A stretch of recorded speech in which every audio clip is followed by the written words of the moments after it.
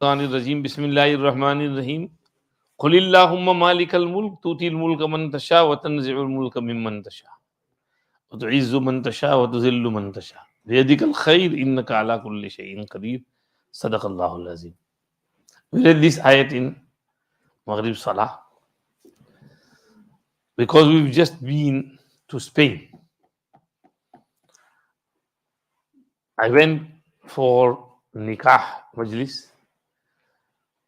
Our Zahur Bhai who comes here for Atikaf, his son Wajihul Hassan was getting married and his fiancée was from Spain. The parents are back from Pakistan, but she lives in Spain. So they got married and she will come here from Spain, inshallah.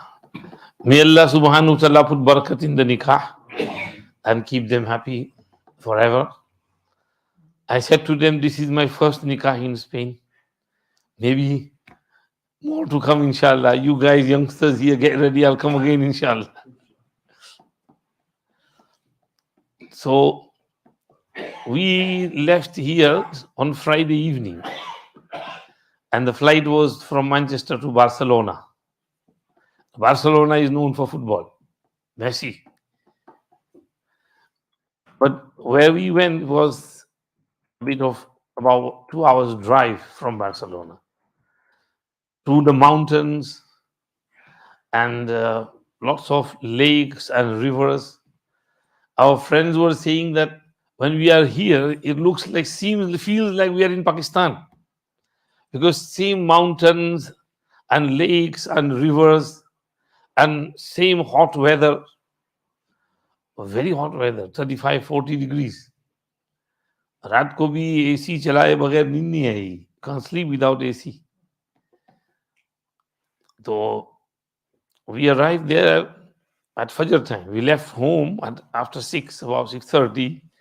Airport, flight कितने बजे थी भूल गया मैं, और 9:30 पौने 10 बजे थी.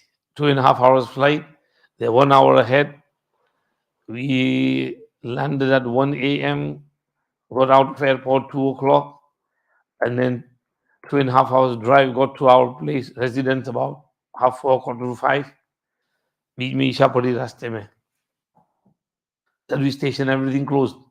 But he gave us key for the washroom. वहीं बाहर जल्दी जल्दी 2 रकात ईशा और 3 रकात वितर पढ़ ली. कारी नईम was with me, अल्हम्दुलिल्लाह. कारी नईम तो गाड़ी जो है उसमें गाड़ी में बैठ के कुर्सी पर नमाज पढ़ते हैं. तो गाड़ी का मुंह उधर ही था. दरवाजा खोल दिया मैं बाहर, उसमें I spread my jacket and कारी साहब on the seat and we prayed जमात नमाज. And we arrived there. बहुत थके हुए थे. फजर के वक्त, फजर बाद सो गए, आराम किया थोड़ी देर. उठकर फिर we had some breakfast and then a little bit of looking around, sightseeing, going to visit the house where the wedding was taking place. In the evening, we had dinner with them. The other day, there was nikah. So we went to the masjid. Now it was a Barelvi masjid. Over there, everybody lives together. कोई फर्क नहीं है. Imam Sahib was Barelvi. He was nice. Qari Sahib. So before nikah, I told him to Qari Sahib कुछ किरात पढ़ ले. नहीं मैंने कहा नहीं आप पढ़िए. Okay. तो mic system, तो मैंने कहा microphone लाओ. So he went to the office, brought microphone. So Dullah Mian and me and Qari Naeem, we were sitting on 3 chairs. Purani masjid, there was no chairs proper either. They brought some chairs from somewhere. So Qari Sahib was going to read Qiraat, standing up. I said, no, Qari Sahib, you come here. I got off my chair. I said, Qari Sahib, you sit here. No, I'm better. No. So I made him sit on the chair. It means I'm Qiraat padi. He was happy, alhamdulillah. Maulana Sahib showing me respect. And then Qari Naeem read some nazams. And then I did short bayan. And after that, we went to the place for eating. It was the place of eating. It was about an hour's drive. मैंने कहा ये क्या किया? वो सरगोजा. वो football में नाम आता है बार्सिलोना वर्सेस रियल ज़रागोजा. तो वो ज़रागोजा में जाना था. तो वहां से उधर गए और लंबा ड्राइव. वहां जाके फिर सबका वेट किया. मगरिब का टाइम हो गया. After Maghrib, we had something to eat and then we came back, prayed Isha. And next morning, After Fajr, we were on our way back. So on our way back, we left early after Fajr this morning, and 2.5 hours drive, I think, 2 hours plus. Barcelona city, Barcelona. When you get to the Barcelona city center, तो वहाँ एक उसका एक area है, उसका नाम है बदालोना. ए सी को डी बना दिया है, तो बदालोना हो गया.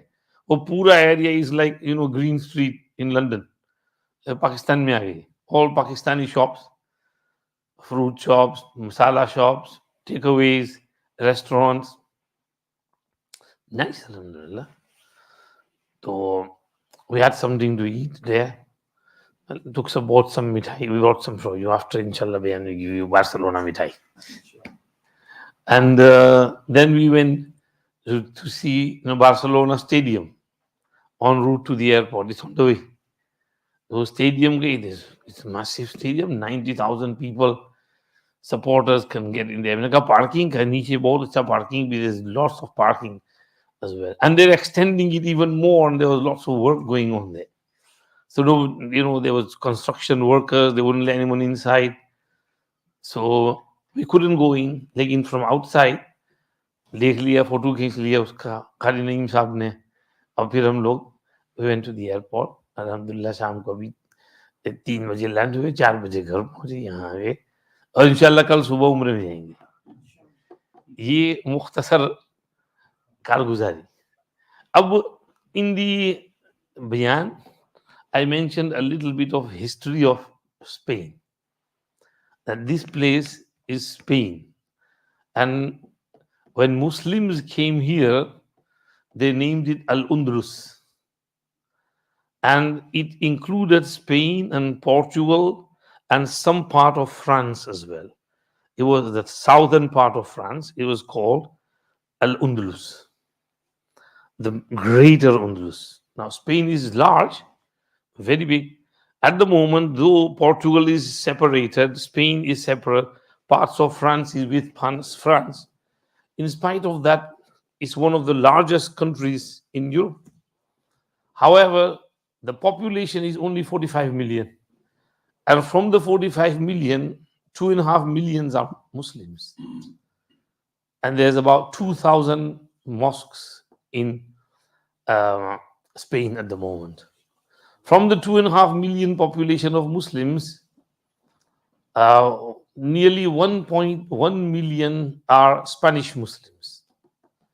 Either they are natives or they came from other countries who were under the rule of Spain.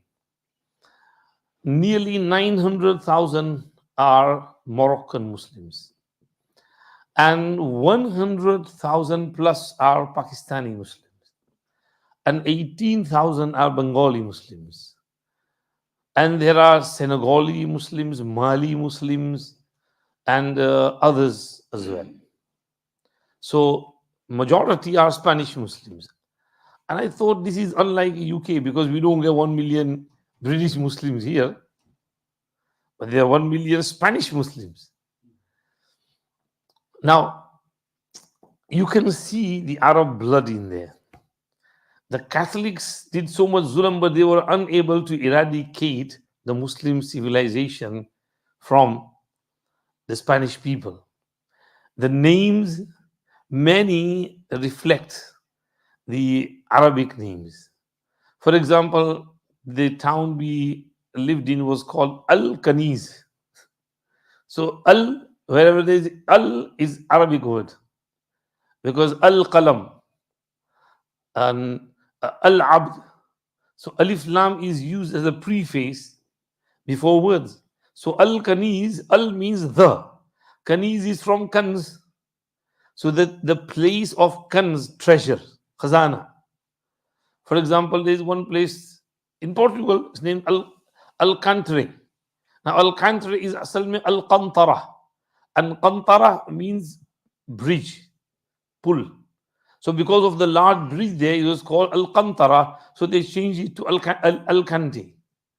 So words like this, they can still say that there was Islamic civilization here. Another sign of the Islamic civilization is the Qaylula. Throughout Spain and Portugal, from 1 o'clock till about half 2, 3 o'clock, 2 hours, you can't find any shops open. Everybody goes to sleep. That's Qailula, is from the Arab time.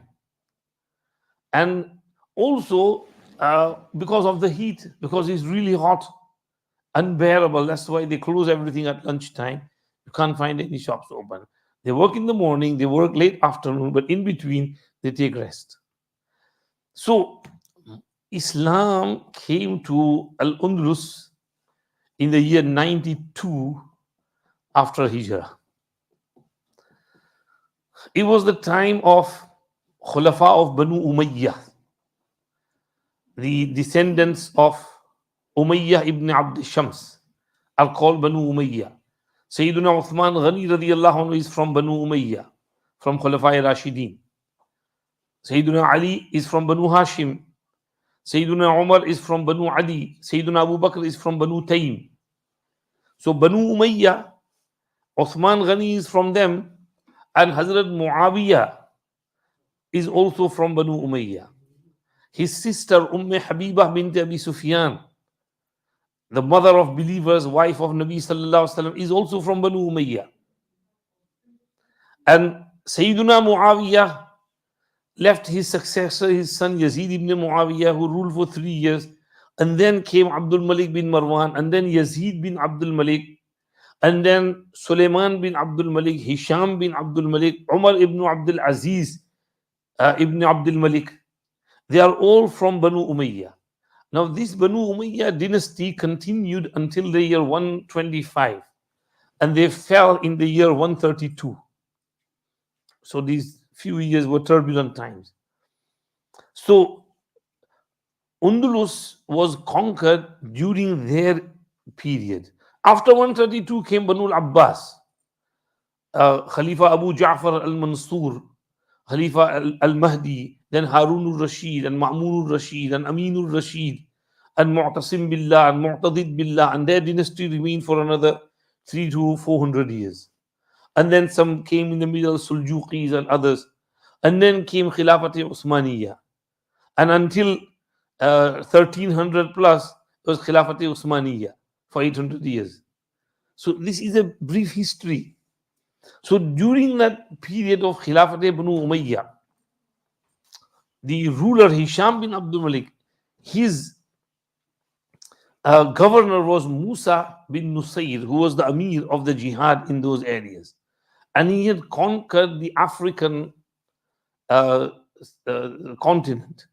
And he had reached the north of Africa up to Morocco. And his army was based in Tanja, which is now known as Tanja, Marrakesh, Tangiers. So there was the Musa bin Nusayr's army. Now, he was a very pious personality and very fair and just person, and he used to control everything so beautifully. Wherever he went, he had lots of, law and order and everything. And African countries, they were all so happy with Islam. Just across the ocean was Spain, Hispania. Now, the Spanish, before arrival of Islam, were under total zulm. There was so much tyranny and oppression. The whole community were treated like slaves, to the extent that they were farmers and they used to work in bagh and orchards, fruits, and when that land was sold, the family who was working would also be sold with the land.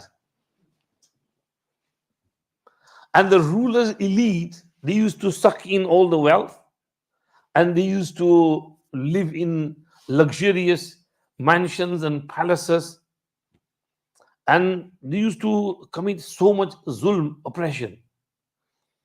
Now, the people, they used to go across the ocean in ships to Morocco, and they used to come back with reports about Muslims and their justice and fairness and equality. It says in Tariq Islam that one of the rulers, one of the governors of this Hispanic ruler, uh, King Roderick, was already fed up with Roderick. And what happened was that Roderick's eyes fell on his beautiful young daughter, and he wanted to rape her. So he tried to, wriggle his way.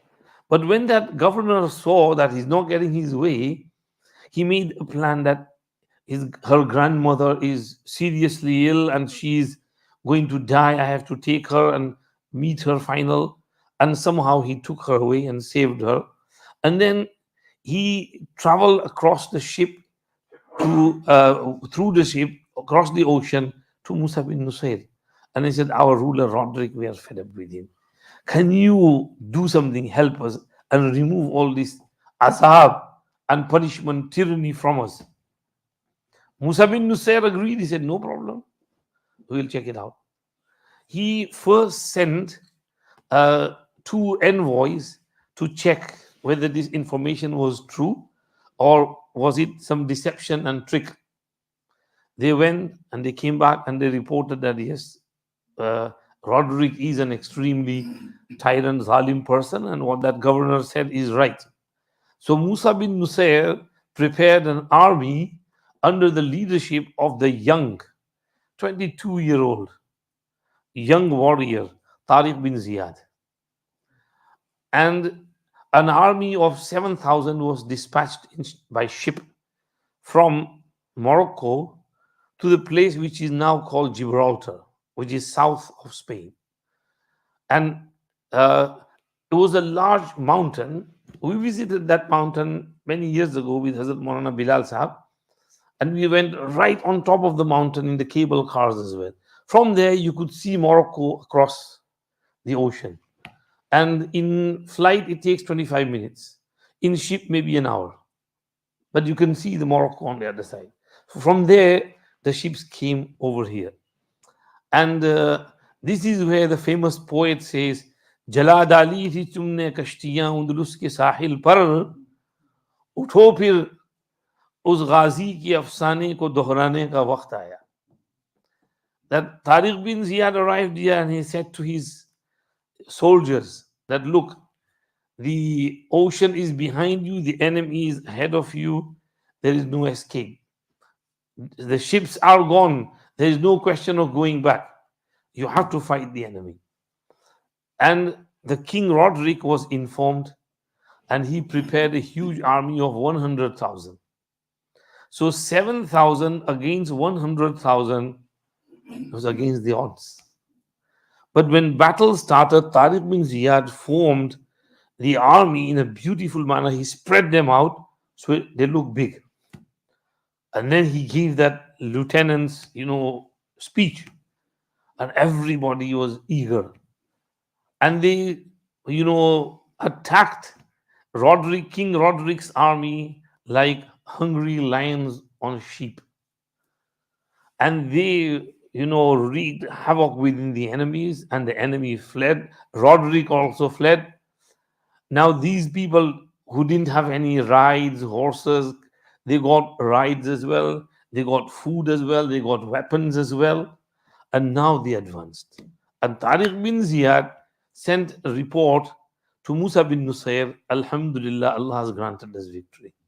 And what should we do now? He said, move on. And he started moving on to Ishbiliya and other areas, Talitala and the castle of Talitala. It was hard to conquer, but Tariq bin Ziyad conquered that as well. And they spread like wildfire throughout the whole of Spain. They named it Al-Undulus. It took them nearly 15 years to stabilize everything and bring everything under control.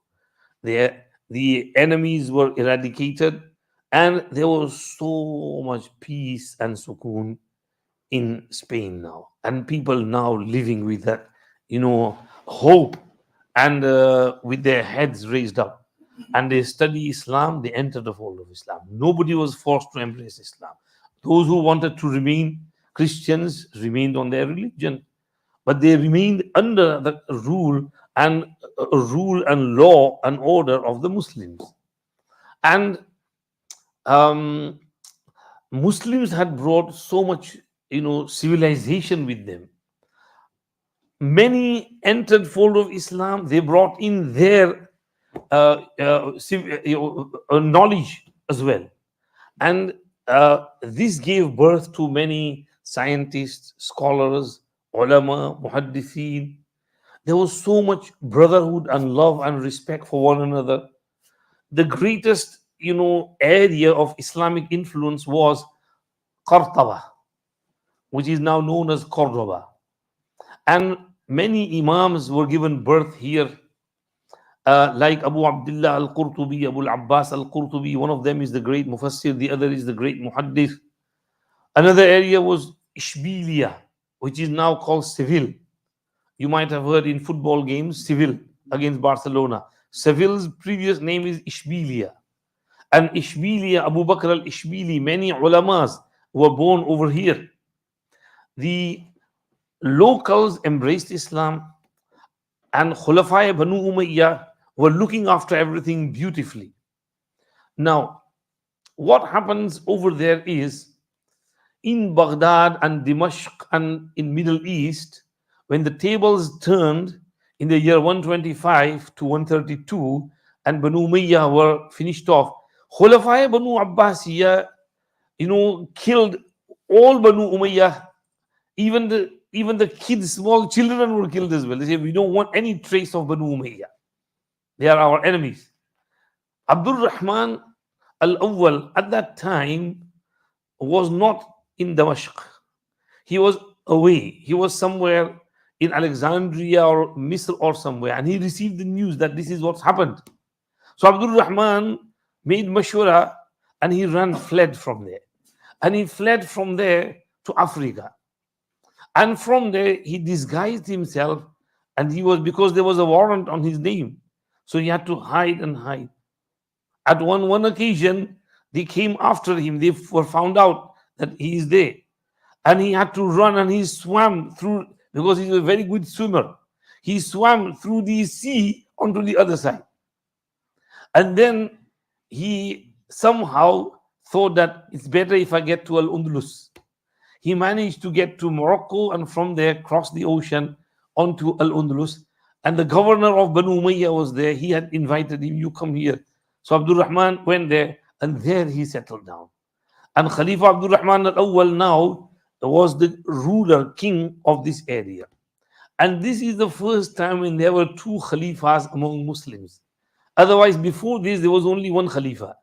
Now, there were two Khalifas. One Khalifa from Khulafai Abbasiyya in the Middle East area of Iraq and Syria and Levant and Hijaz, Makkah, Medina, and that area goes up to Khurasan, Bukhara, Samarkand, and Iran and Iraq, all ruled by Banu Abbas.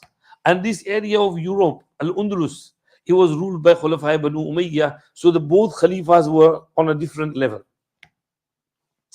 And there were some, things happening among them. During this period, from Undulus, many scholars were given birth, and they had to go to study to Makkah, Medina, Iraq, Baghdad. This is where the Muwatta Imam Malik comes from. Yahya ibn Yahya al-Masmudi was from Al-Undulus.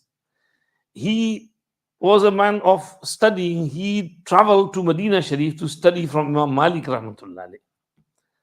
And Imam Malik used to hear a lot about the organized manner and management and government of Abdul Rahman al-Awwal in Al-Undulus, and how he is so nice person, fairness, justice is established. So Imam Malik rahmatullah alayhi used to sometimes, say good words about Banu Umayyah. And he said that these Khulafa of Banu Abbasiyah, they don't know how to govern. Abdul Rahman knows how to govern. And because of this, Imam Malik rahmatullah alayhi had to suffer as well. He had to go to jail because they sometimes, tortured him. Anyhow, Yahya ibn Yahya al-Masmudi came here to study the famous incident which you must have heard. that once Imam Malik rahmatullah alayhi was teaching Hadith Sharif, and sure, an uproar came that there is an elephant has arrived in Medina. Now the people of Hijaz, Medina had never seen an elephant. So all the students ran out from the dars. Only Yahya al-Masmudi remained there. So Imam Malik asked him, Yahya, why did you not go to have a look at the elephant? And he said, Hazrat, I haven't traveled from Al-Undulus to look at elephants. I've come to study from you. I don't want to see elephants. Maybe this is what brought him the dua of Imam Malik rahmatullah. Imam Malik was really happy with the answer. And he became the narrator of Muwatta Imam Malik. Muwatta Imam Malik biriwayati Yahya ibn Yahya al-Masmudi al-Undalusi. So our scholars were given birth from there. And when the Qartaba University was made, it was the largest university in the world at the time. When they constructed Jami' Masjid al-Qartaba, it was the largest masjid in the world at that time. Even Haram Sharif, Makkah, Medina masjid were not that big. Even the Jamia of Amr ibn al-As in Egypt or any other place around the world, Jamia Qartaba was the largest masjid in the world. Even if you go today, it's a large complex, massive complex, massive courtyard. There's orange trees in the courtyard, houses for wudu. And when you go inside, you look to your right, you look to your left, you look ahead, you look behind, there's pillars everywhere. Red pillars with beautiful designs on there. In fact, it's so big that they've made a cathedral in the middle of the masjid, and still the masjid is really big and large. And you go and have a look at the mihrab. Then in the mihrab, the final verses of Surah Al-Hashr are written, Huwa Allahu alladhi la ilaha illa huwa alimul ghaybi wa shahada huwa ar-Rahman ar-Rahim, right till the end. And the mihrab is still intact. They've cordoned it off. They don't let you go near. You can just look at it from distance. They don't let you pray namaz in there. There's no carpets, only patthar. Not marble patthar, the old, which we used to have in India, Pakistan. The old stones. That is the stones that are like in Masjid Aqsa. Those stones are spread over there. So it's a large, huge masjid. Muslim civilization brought so much good to Spain. At that time, people from England, France, Germany used to go to Cordoba University to study there. And they used to teach each and every student without any discrimination. No fees, no lodging fees, no studying fees, everything free. Studying free, lodging free, food free, everything free. And from there they brought all that science, whatever, etc. here. Muslims ruled over Spain for 800 years. From the year 92 till the year 897. This is when the suqut of Spain took place, fall of Spain. Now, throughout these 800 years, so much good came. However, Spain was divided into various sections. There were various tribes of Berber, tribes of Arabs, local tribes, and maybe many others. Sometimes there were infights, fractions as well. With regards to marriage, I looked upon Google how was nikah among Muslims in Undulus, and it's narrated there that they used to have very lavish lifestyle because there was money, mashallah. They were all on high wage and living beautifully. So they used to have big weddings, large weddings. Women used to wear pure silk in their weddings, and the bride would have a golden crown, pure gold crown on her head. And they used to have multiple wives as well. Islam allows for. And they sometimes used to marry, Arab wives who were from Morocco, African wives, they were, colored people there as well. Berber Qawm was there as well. Now, they used to say, like in the article it was said, the most khidmat guzar wife, obedient wife, the one who just serves you a lot, is the Arab wife. The best for milking the children is the colored wife. And the best for this is the Barbary wife. So they used to get from everywhere and have lots of children, mashallah. So their weddings were also, however, the ulama had nurtured them such that there would be no music in the weddings, no dancing. The most they would have is the duff, the dhol. They used to beat the duff, the drum, that's all. Otherwise, there was no music, no dancing, no khurafat, no nothing un-Islamic in their weddings. So this is how society progressed. We read in history that the first street lights were made in Qartaba. They used to have beautiful roads, beautiful bars and orchards, attendants, and they used to have street lamps in which they would light a lantern in the evening, fill it with oil, light it, and on a mile stretch, the guards, they would go and hang those lanterns onto those poles, and the whole streets would be lighting throughout the night. They were the first to invent this. And then other inventions, Ibn Rushd and Ibn Hazm and others, many inventions came from there. Now, as things move on, time passes on, they have that some infightings. And they had the enemy in France, the Catholics. They used to attack from time to time. And they had some internal fractions which we call hypocrites, munafiqeen. The munafiqeen used to, collude with them, and they used to cause lots of fitnas within there. So France started taking, land from here and there. We read in Tariq that when they attacked one area, the governor of that area asked help from the neighboring ones, and he said, "It's your problem, you sort it out." They asked help from the central government. Central government said, "Sorry, we can't do anything." One of the things was infighting. Another thing was their cowardice. And why did cowardice came? Because the rulers later on became ayyashi, ashparasti. Because, sharab, zina, all these, dunyadari, everything, that is what crept in them. And this is why they failed to help one another. So the enemies were very clever and cunning. They didn't attack the central government first in Granada. Granada, that's where the capital was at the time. They attacked the areas surrounding and took them one by one. And when Granada was surrounded from all sides, that's when the Khalifa of the time, the ruler of the time, realized, oh, I am surrounded now. That was, I think, Abdul Rahman al-Ithna Ashar, or whatever his name was, Abdul Rahman 12th. And he had to hand over the keys of the palaces of Granada, to the enemies. We read in the Tariq, the enemy at that time was King Frederick and Queen Isabella. They both got together and they surrounded Granada. Now, the king was extremely coward.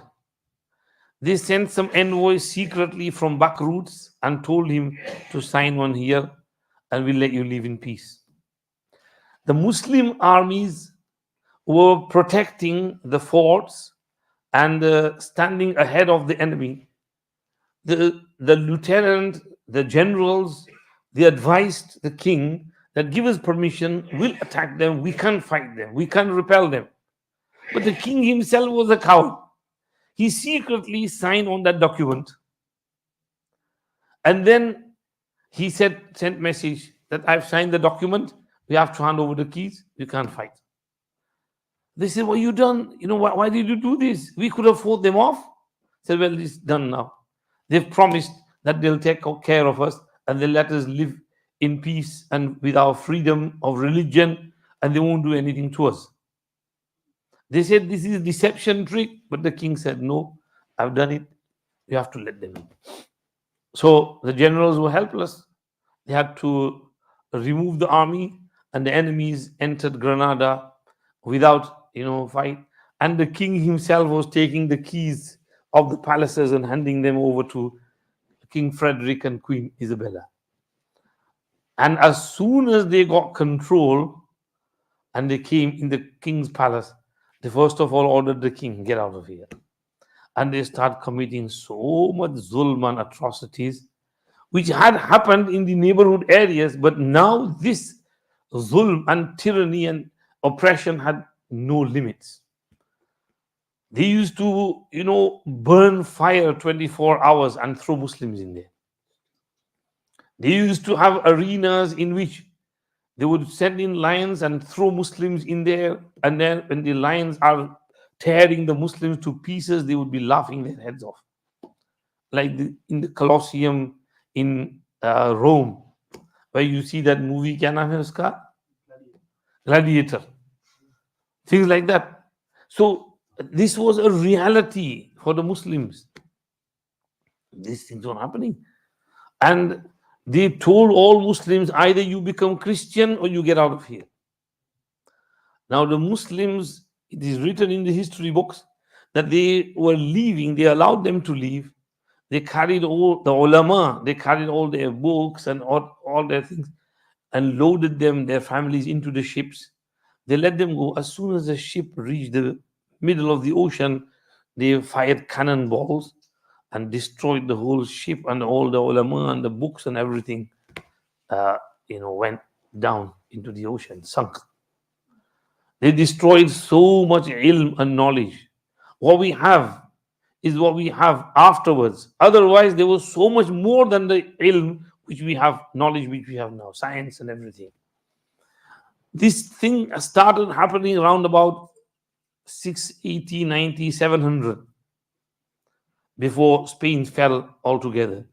That is the time when Abu Abdullah Qurtubi, Abu Abbas Qurtubi were there. They had fled from Qartaba to Alexandria in Egypt.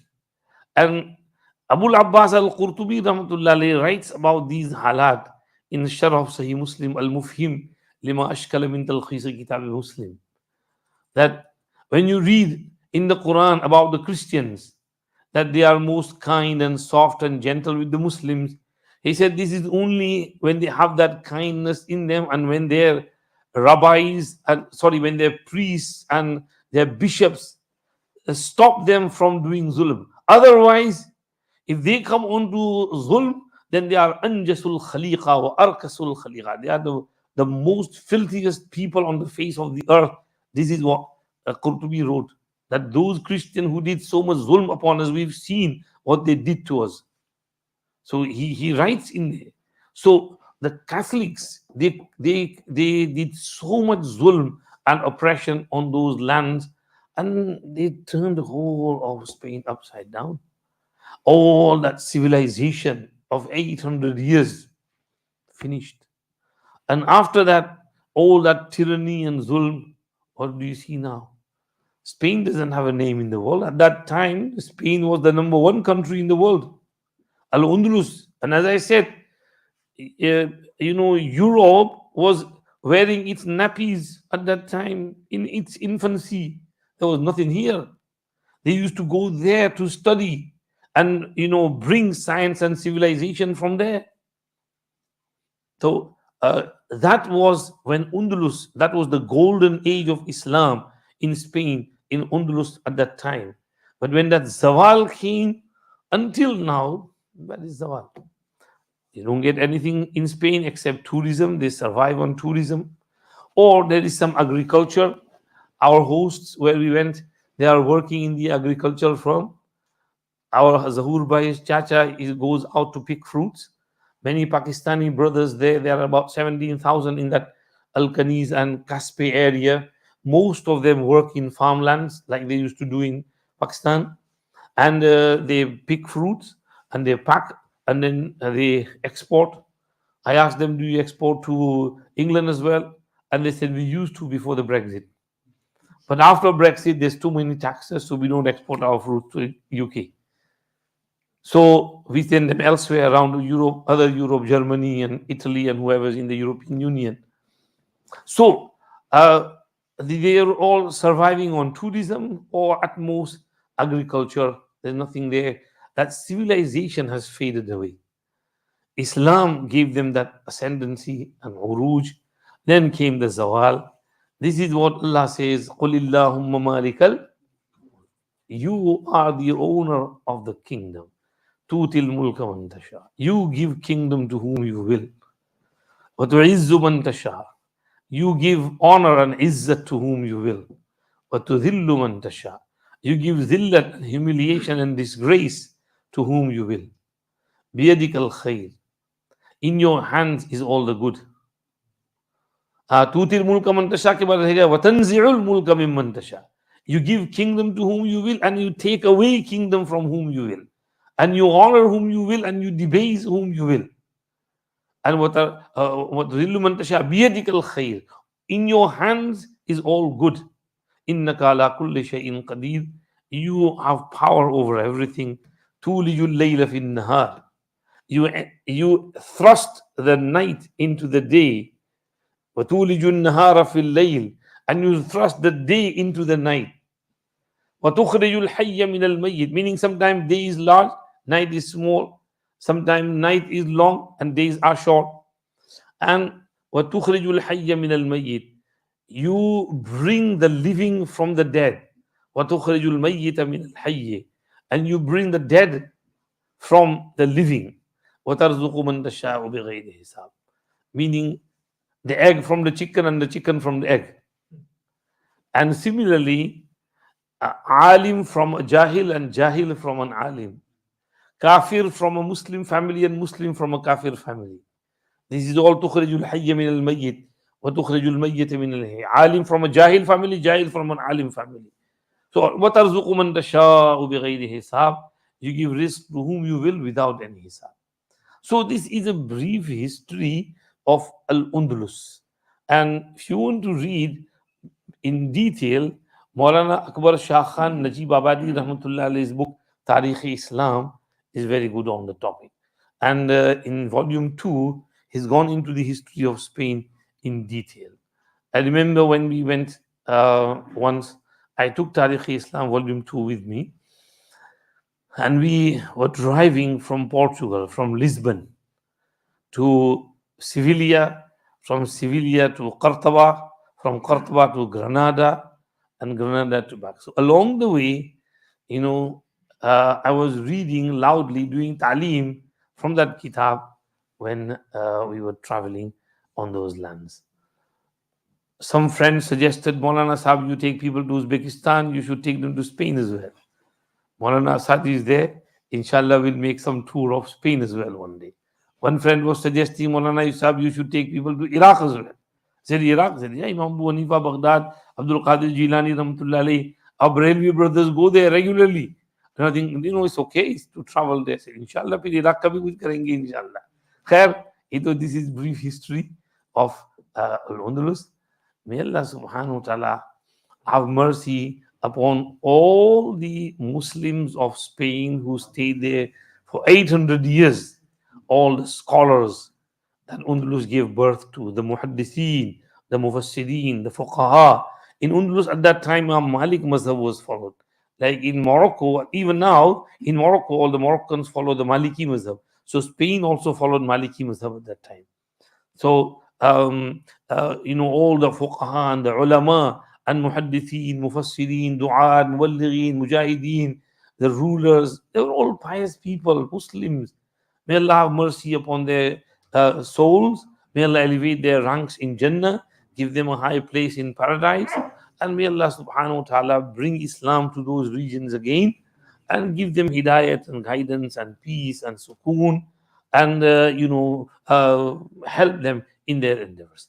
दुआ कर लें सुब्हानकल्लाहुम्मा बिहम्दिक अशहदु अन ला इलाहा इल्ला अंता अस्तगफिरुका व अतूबु इलैक। परवरदिगार आलम हमारा उठना बैठना कहना सुनना कबूल फरमाइए। या अल्लाह स्पेन की मुख्तसर हिस्ट्री पढ़ी, या अल्लाह जो कुछ वहाँ उलमाए किराम वगैरह गुजरे, जो कुछ सिविलाइजेशन वहाँ 800 साल तक रहा, उलमाए किराम नेक सालेह बंदे, उनकी अरवाह पर अपनी ख़ास रहमतें नाजिल फरमाए, उनके दर्जात बुलंद फरमाइए, उनको उनकी मेहनतों का बेहतरीन बदला नसीब फरमाइए। बेशक आप जिसको चाहते हैं इज्जत देते हैं, जिसको चाहते हैं जिल्लत देते हैं, जिसको चाहते हैं बादशाह बनाते हैं, जिससे चाहते हैं बादशाह छीन लेते हैं। या अल्लाह आप ही के हाथ में खैर है। या अल्लाह आप हर चीज़ पर कादिर हैं। आप जिसको चाहते हैं रिज़्क़ भी बेहिसाब देते हैं। اللہ آپ کی قدرت کے کیا کہنے ہیں، ہمیں ہر لمحہ آپ کی طرف متوجہ رہنے کی توفیق عطا فرمائیے، ایک سیکنڈ کے لیے بھی آپ سے غافل ہونے سے ہماری حفاظت فرمائیے، ہماری ٹوٹی پھوٹی دعائیں سن لیجئے۔ ربنا تقبل منا انک انت السمیع العلیم وتب علینا انک انت التواب الرحیم، صلی اللہم وسلم علی سیدنا محمد وآلہ وصحبہ اجمعین برحمتک یا ارحم۔ مولانا ناصر وہ مٹھائی کہاں رکھی؟